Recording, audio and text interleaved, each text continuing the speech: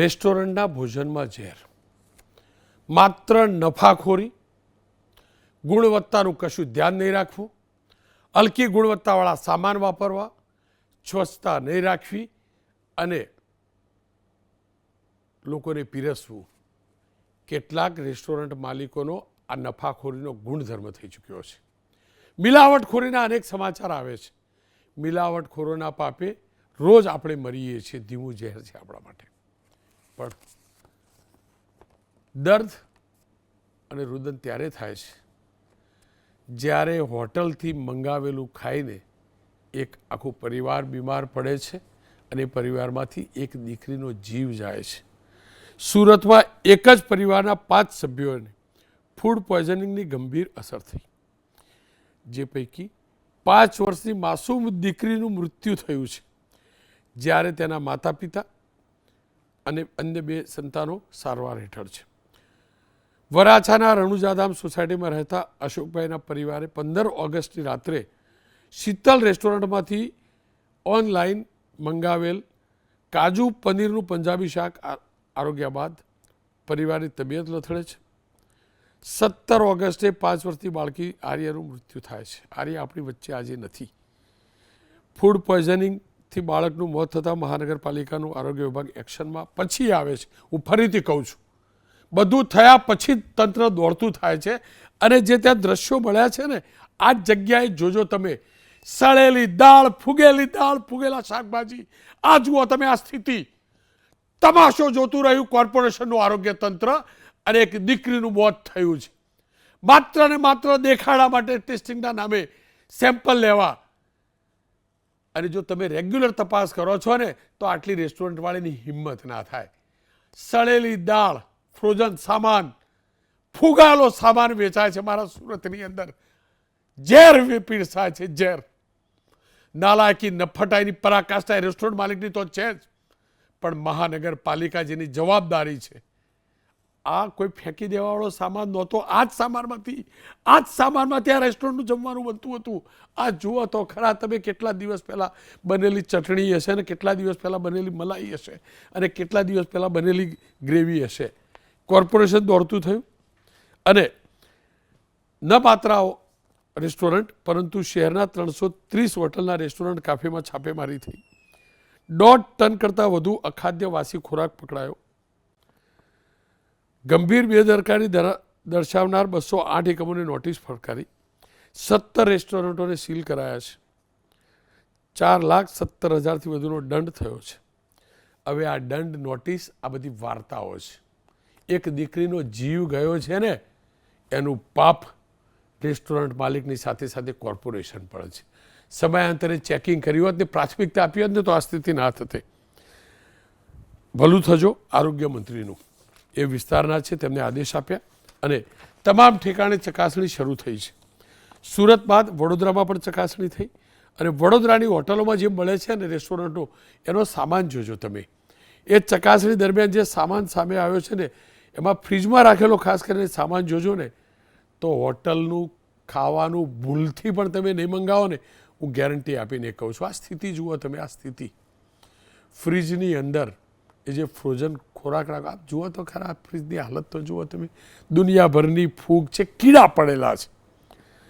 આ જ પ્રકારે કિચન કિંગ પ્રોજેક્ટ હેઠળ મહેસાણા ફૂડ વિભાગે પણ અલગ અલગ ઠેકાણે ચકાસણી કરી કેટલીક હોટલો, રેસ્ટોરન્ટને નોટિસ આપી છે. આ એકમાત્ર કિસ્સો નથી, પણ 14 ઓગસ્ટ ભરૂચના પાલેજમાં ચિકન રોલ ખાધા બાદ 14 વર્ષીય કિશોરનું મોત થયું છે. પરિવારના 4 સભ્યોએ સાગર હોટલમાંથી ચિકન રોલ આરોગ્યા હતા. બીજા દિવસે 4ની તબિયત લથડી હતી. 14 વર્ષીય પૂર્વકુમારની તબિયત વધુ લથડી. તાત્કાલિક વડોદરાની હોસ્પિટલમાં સારવાર માટે દાખલ કરાયા, પરંતુ તેમનું મૃત્યુ થયું છે.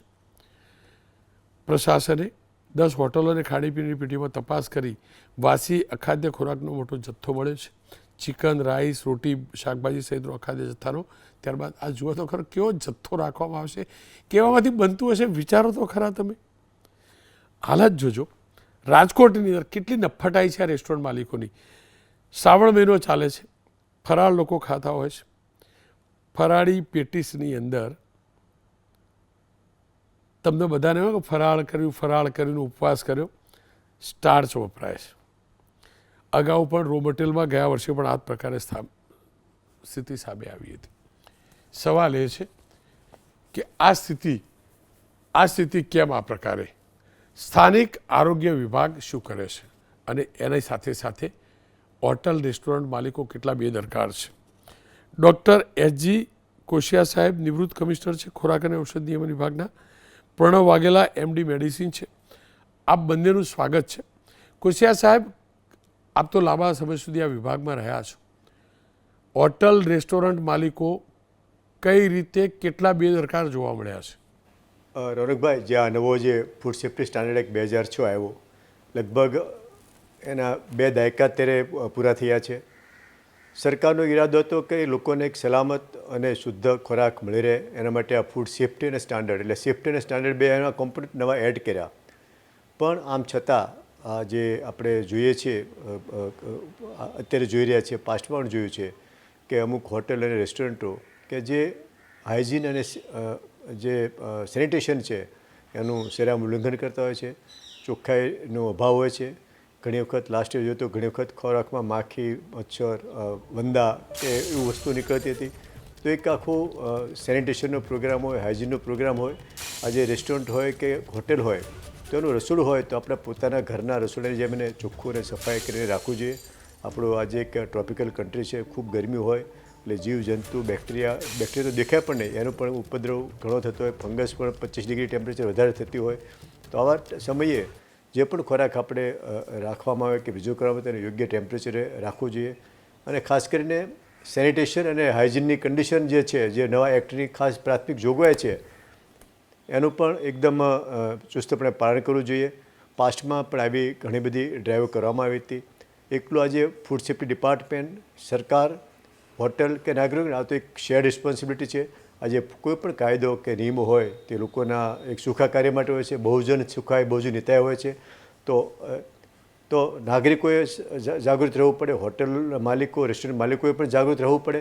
અને સરકાર તો જે તે કસૂરવાર સામે વાયોલેશન થતું હોય એના સામે પગલાં, દંડ, કાર્યવાહી કરતો હોય છે. પણ હવે ક્યાં સુધી? જ્યાં સુધી આપણે બધા જાગૃત નહીં થઈએ ત્યાં સુધી આ અટકાવવું એક મુશ્કેલ લાગી રહ્યું છે. પાસ્ટમાં અમે નાની હોટલોની મોટી 5 સ્ટાર 3 સ્ટાર હોટલનું પણ એક સર્વેક્ષણ કરેલું હતું. તો 5 સ્ટાર હોટલના ફ્રીજમાંથી પણ અમને એક્સપાયરીવાળી વસ્તુ મળેલી હતી. જ્યાં આપણે હજારો રૂપિયા આપીને મોંઘી ડીશો ખરીદતા હોઈએ ત્યાં પણ અંદરના ભાગમાં આવી વસ્તુઓ, ખરાબ વસ્તુ જોવા મળેલી હતી. આથી આવું અટકાવવા માટે, નાગરિકોને સક્ષમ બનાવવા માટે ઘણી વખત પહેલાં રેસ્ટોરન્ટમાં હતું કે નો એડમિશન વિધાઉટ પરમિશન, એવા પાટિયા ઉતારવા માટે પણ એક સર્ક્યુલેટ કરેલો હતો. મોટાભાગની હોટલો, રેસ્ટોરન્ટે ત્યાં ગ્લાસ સીટ રાખી છે. અંદરના ઓપરેશનો, હાઇજીન, ચોખ્ખાઈ, સ્વચ્છતા તમે જોઈ શકો છો. તો આ બધું થોડુંક એમ્પાવરમેન્ટ થાય, લોકો જાગૃત થાય, હોટલવાળા પણ એકદમ નિયમોનું પાલન કરે અને ડિપાર્ટમેન્ટ પણ એક સ્ટ્રોંગ એક્શન લે તો આ એક આપણે જરૂર અટકાવી શકીએ. આજે સુરતની ઘટના ઘટી છે એ ખૂબ જ દુઃખદની વાત છે. અને આ જે જો ફૂડ પોઈઝનિંગથી જે ડેથ થયું છે તો એને PM રિપોર્ટ આવ્યા પછી બાકી આપણને ખબર પડશે. પણ આવું વસ્તુ નહીં બનવી જોઈએ, જે આપણા એક સ્વસ્થ સમાજ માટે એક આ સારી બાબત નથી. કોશિયા સાહેબ, આપનો ખૂબ ખૂબ આભાર. ખેર, આ તમામની વચ્ચે ABP અસ્મિતા, ડૉક્ટર સાહેબ આપ પાસે આવું એ પહેલાં ABP અસ્મિતા સંવાદદાતા કલ્પેશ રાવલે રાજ્યના આરોગ્ય મંત્રી સાથે વાત કરી છે, એ જોઈ લઈએ.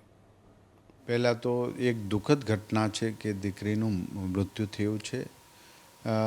કાલે જ્યારે મને સવારમાં ખ્યાલ આવ્યો કે હોસ્પિટલમાં એક પરિવારને દાખલ કર્યા છે તો તુરંત જ ત્યાંના જાગૃત કોર્પોરેટર મનીષાબેનને ત્યાં મોકલી એમના જ વિડીયો, હું આ પરિવારને પરિચિત ન હતો, એમના જ ફોનની અંદર વિડીયો કોલ દ્વારા તમામ પરિવારની મેં ખબર પૂછ્યા, ડૉક્ટર જોડે વાત કરી અને અદ્યતન બીજી કોઈ સારવાર આપવાની જરૂરિયાત હોય તો મેં અમારા આરોગ્ય વિભાગથી મદદની તમામ વાત તેમને કરી હતી.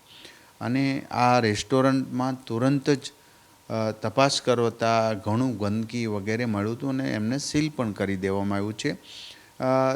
બંને જિલ્લા આરોગ્ય અધિકારી અને મ્યુનિસિપલ કોર્પોરેશનના આરોગ્ય અધિકારી ઉમરીકર દરેક જોડે મેં વિડીયો કોન્ફરન્સની અંદર વાત કરી હતી. કાલે લગભગ 17 જેટલા રેસ્ટોરન્ટને સીલ કરી દેવામાં આવ્યા છે. અત્યાર સુધીમાં ગણીએ તો આજના દિવસે બપોર સુધીમાં 13 રેસ્ટોરન્ટને સીલ કરી દેવામાં આવ્યા છે. આખા સુરતની 9 ઝોન છે. એક ઝોનની અંદર ટીમો બનીને સતત આખા વિસ્તારની અંદર ચેકિંગ ચાલી રહ્યું છે. દરેક વિસ્તારની અંદર જ્યાં ગંદકી મળશે, જ્યાં પ્રશ્ન હશે તો એમને સીલ કરી દેવામાં આવશે, અથવા તો માર્ગદર્શન આપવાનું હોય એમને માર્ગદર્શન. મારી પણ વિનંતી છે કે રેસ્ટોરન્ટ વગેરે તમે જે આ ચલાવો છો એ માનવતા સાથે તમે ધંધો કરવો જોઈએ. કોઈના જીવન સાથે ચેડા કરવાથી એક દીકરી તો ગઈ ને, એ પાપ કોનું? તો એ પાપ સામૂહિક જ્યારે ચિંતન કરીએ, આ કોઈ પોલિટિકલ મુદ્દો કે આ એક સંવેદના સાથેની વાત કરું છું, તો જે તે લોકો પોતાનું શ્રેષ્ઠ કર્તવ્ય નિભાવે ત્યારે સમાજ તંદુરસ્તતાની નિશાની ગણાય. તો આવા લોકો પોતાના કમાણીનું જોઈ રહ્યા છે અને બીજાનું નથી જોઈ રહ્યા. આ પણ એક પાપ છે અને આ પાપ માફ ન કરી શકાય એવું પાપ છે. ખાદ્ય પદાર્થોની ગુણવત્તા ઉપર સવાલ ઊભા થઈ રહ્યા છે.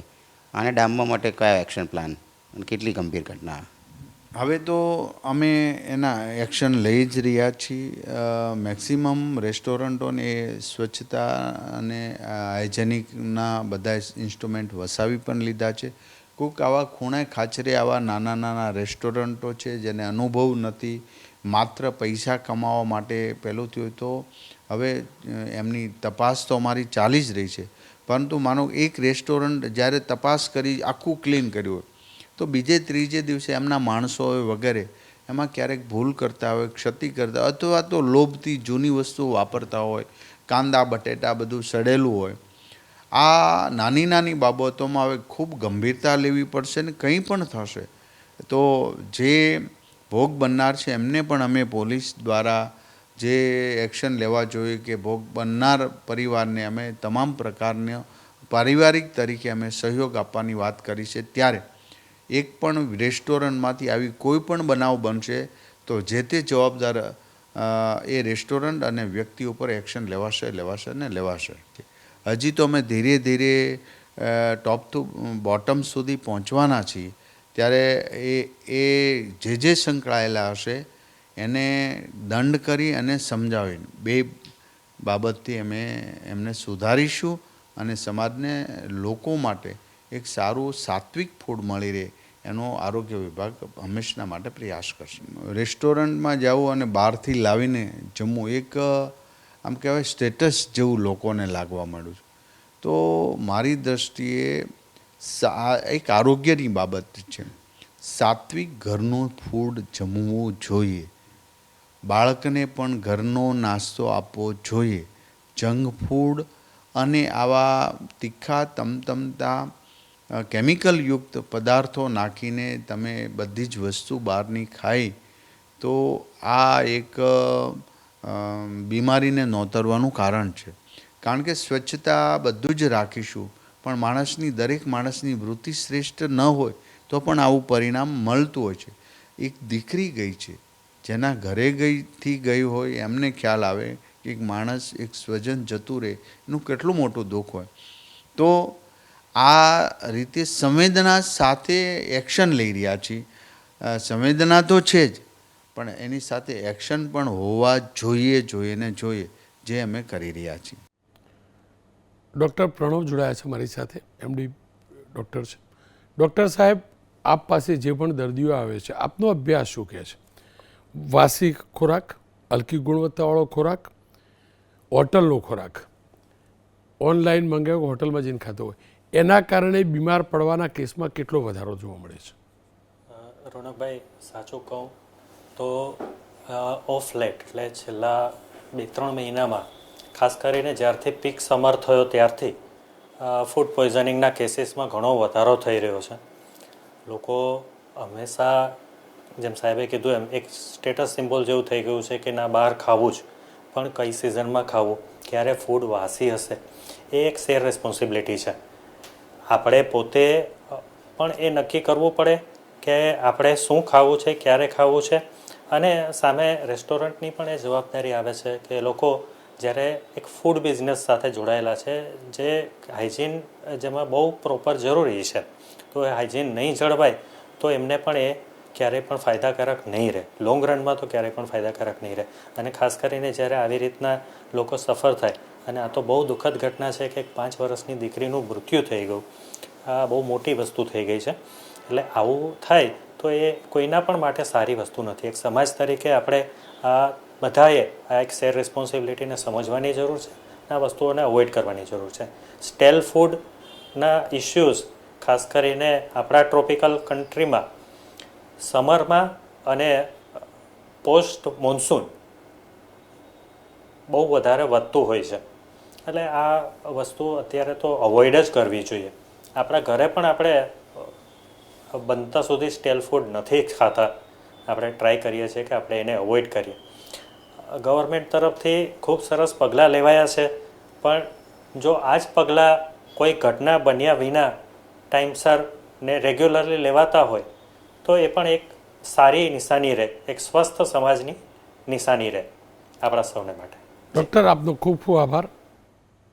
એક દીકરી ગઈ, એક દીકરો ગયો.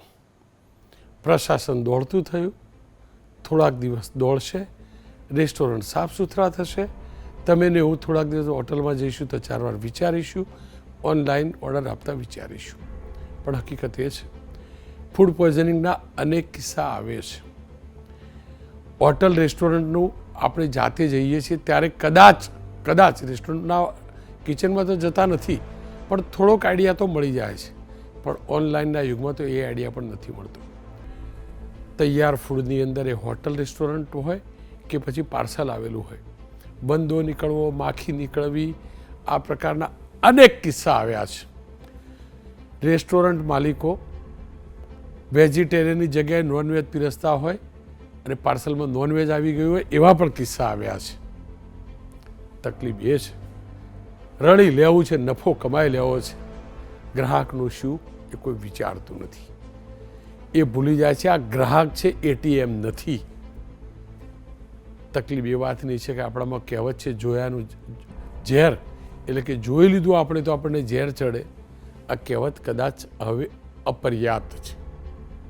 હકીકત એ છે હોટલ રેસ્ટોરન્ટોના કિચનની અંદર ગ્રેવી મહિનાઓ સુધી રાખવામાં આવે છે. મહિનાઓ સુધી એટલા માટે કે તુરંત આપણે પણ જઈએ એટલે માગીએ ફટાફટ આપજે ભાઈ, ફટાફટ ગરમ કરીને આપી દીધું. દાળ તમે જોઈએ છે સુરતની રેસ્ટોરન્ટની, એની ક્વોલિટી જોઈએ છે તમે.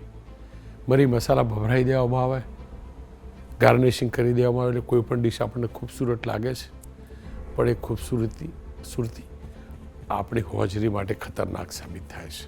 મેં અનેકવાર હું તો પોલીસમાં મુદ્દે કાર્યક્રમો કર્યા છે, પણ આ બંને દુઃખદ ઘટનાઓ રડાવે છે. અને હું ફરીથી કહું છું, હોટલ રેસ્ટોરન્ટ માલિકો તો જવાબદાર છે જ, પણ જે તે નગરપાલિકા, મહાનગરપાલિકાનો આરોગ્ય વિભાગ એટલો જ જવાબદાર છે. એની જવાબદારી છે રેગ્યુલર તપાસ કરવાની. સ્ટાફ ઘટતો તો વધારવાને ભાઈ કોણ ના પાડે છે? તપાસ પ્રોપર થતી નથી, ચોપડા પર થાય છે, લાયસન્સ રિન્યુ ચેકિંગ કર્યું ન કર્યું વગર થાય છે, અને આ બધો ખેલ ચાલે છે. કોઈની દીકરી મરે છે, કોઈનો દીકરો મરે છે, એટલે ત્યારે મારા જેવો કોઈ ચર્ચા કરવા આવે છે. પણ સવાલ એ છે, જો આવું જ ખાઈએ છીએ આપણે, તો કયા અધિકારથી આપણે કહીએ મારું ભારત મહાન? રહેવા દીધું છે આપણે આપણું ભારત મહાન? દારૂ મિલાવટી, દવા નકલી, હોટલ રેસ્ટોરન્ટ ખાવાનું ઘટિયા ક્વોલિટીનું, હવા પ્રદૂષિત, પાણી પ્રદૂષિત. વિચારજો આપ તમામ નાગરિકો.